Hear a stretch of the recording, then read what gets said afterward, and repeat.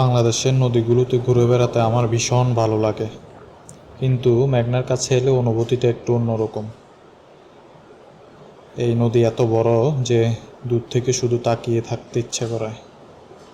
মনে হয় এই নদীর বুক জুড়ে কত মানুষের গল্প ছড়িয়ে আছে, অথচ আমরা তার কতটুকুই বা দেখি।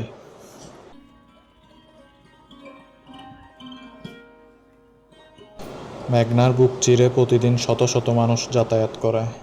দূর থেকে দেখলে লঞ্চ আর ট্রলারগুলোকেও যেন জীবন্ত মনে হয়। এক একটি নৌযান ছুটে চলেছে এক একটি গন্তব্যে, কারো যাত্রা জীবিকার জন্য, কারো প্রিয়জনের সঙ্গে দেখা করতে, আবার কেউ বেরিয়েছে নিত্যদিনের প্রয়োজন মেটাতে। এই নদী পেরিয়ে যাওয়া প্রতিটি মানুষের মধ্যেই লুকিয়ে আছে আলাদা একটি গল্প।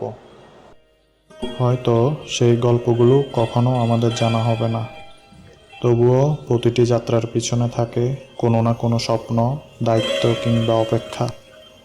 আর সেই অগণিত গল্পের নীরব সাক্ষী হয়ে যুগের পর যুগ বয়ে চলেছে মেঘনা।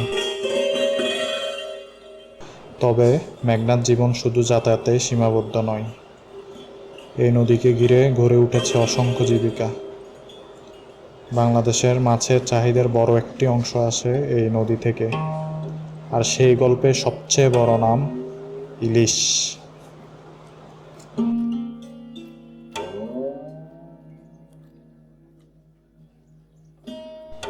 ভোরের আলো ফোটার আগে শত শত মাছ ধরার নৌকা নেমে পড়ে নদীতে।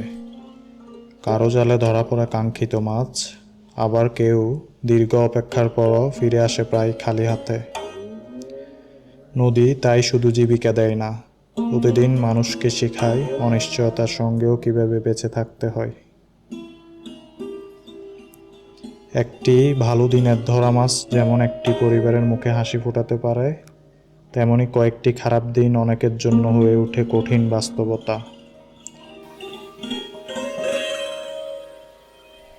মেঘনার আরেকটি রূপ দেখা যায় যখন কিছুক্ষণ চুপচাপ বসে শুধু নদীটিকে দেখা হয়। দিনের আলোর সঙ্গে সঙ্গে এই নদীর রঙও যেন বদলে যায়। কখনো ধূসর, কখনো নীলের আভা, আবার কখনো সোনালি আলোয় ঝলমল করে ওঠা পুরো জলরাশি। দিনের শেষে সূর্য যখন ধীরে ধীরে দিগন্তের ওপারে হারিয়ে যায়, তখন মেঘনার বুক জুড়ে নেমে আসে এক অন্যরকম প্রশান্তি। এই নীরবতারও একটা ভাষা আছে। নদীর ঢেউ, বাতাসের শব্দ আর পাখির ডাক মিলিয়ে তৈরি হয় এমন এক পরিবেশ যা হয়তো ক্যামেরা পুরোপুরি ধারণ করতে পারে না, কিন্তু অনুভব করা যায়। হয়তো সেই কারণেই বারবার এই নদীর কাছে ফিরে আসতে ইচ্ছা করে। প্রতিবারই মনে হয় মেঘনার কাছে এখনো অজানা কিছু গল্প রয়ে গেছে।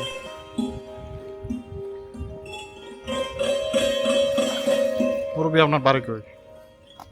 আমাদের বাড়ি নিজামদ্বীপ। নিজামদ্বীপ। এখানে কোথায় আসছিলেন? হাতিয়াতে? হাতিয়া। একটি নদীকে শুধু মানচিত্রের নীল রেখা দিয়ে চেনা যায় না, তাকে চিনতে হলে দেখতে হয় তার তীরের মানুষদের, শুনতে হয় তাদের গল্প। হয়তো সেই গল্পগুলোই মেঘনাকে শুধু একটি নদী নয়, বরং জীবনের এক অবিচ্ছেদ্য অংশ করে তুলেছে।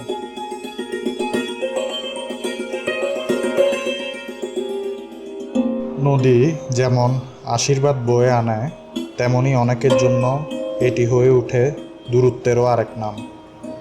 মেঘনার তীর ঘেঁষে গড়ে ওঠা অনেক জনপদে আজও যাতায়াত সহজ নয়।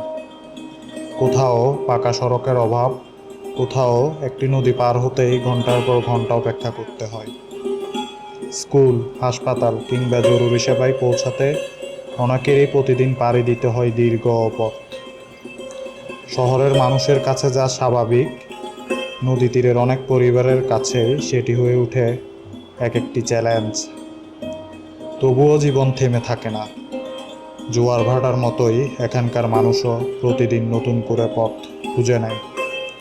সীমিত সুযোগ সুবিধার মধ্যেও তারা বেঁচে থাকে, কাজ করে, স্বপ্ন দেখে এই নদীকেই সঙ্গী করে।